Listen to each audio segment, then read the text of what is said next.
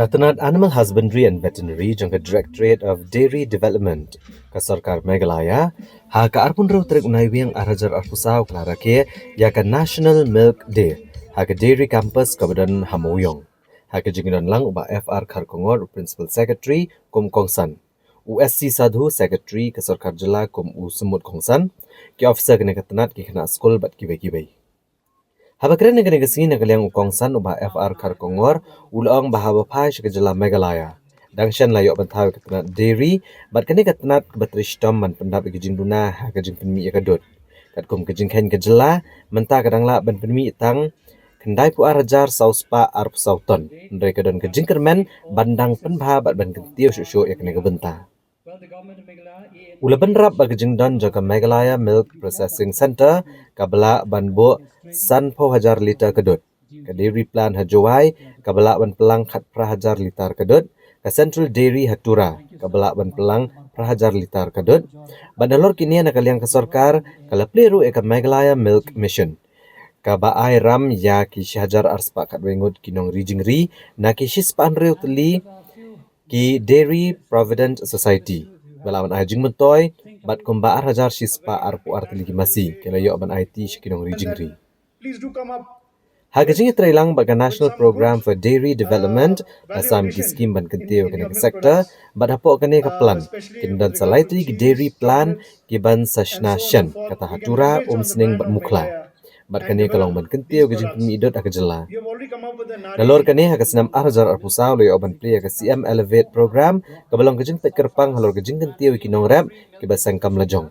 Bat kiwe kabahado mentasan po nagsispa kinong rijingri kli ojing mentoy na kani ka scheme loong syo kongsan. If we are able to focus our efforts and do value addition and branding, we can come up with our own variety of cheese, which will be known throughout the length and breadth of the country, which the tourists can also buy and take when they come here, apart from other things.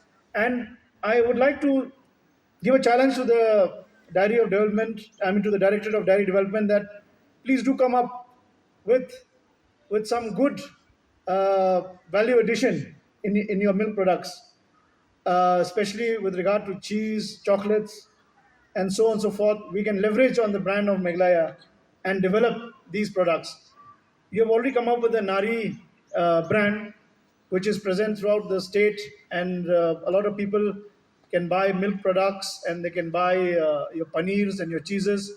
But we need to take it to the next level now and ensure that our products find a place in each and every shelf of the country, just like Amul has done. Maybe we may not be able to create in huge volumes, but certainly if we are able to create niche products, if we are able to create high value, low volume products, I think that will get our products noticed in the rest of the country as well.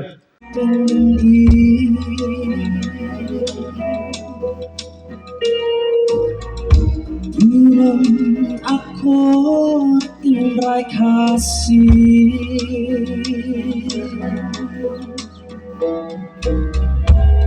bentit lakur lacak lakat kenjan wong we banwan ra jumpa aku kabyang ya pibatianga magin chue haki jinslopa ladangin berkat ya lawe kami kajing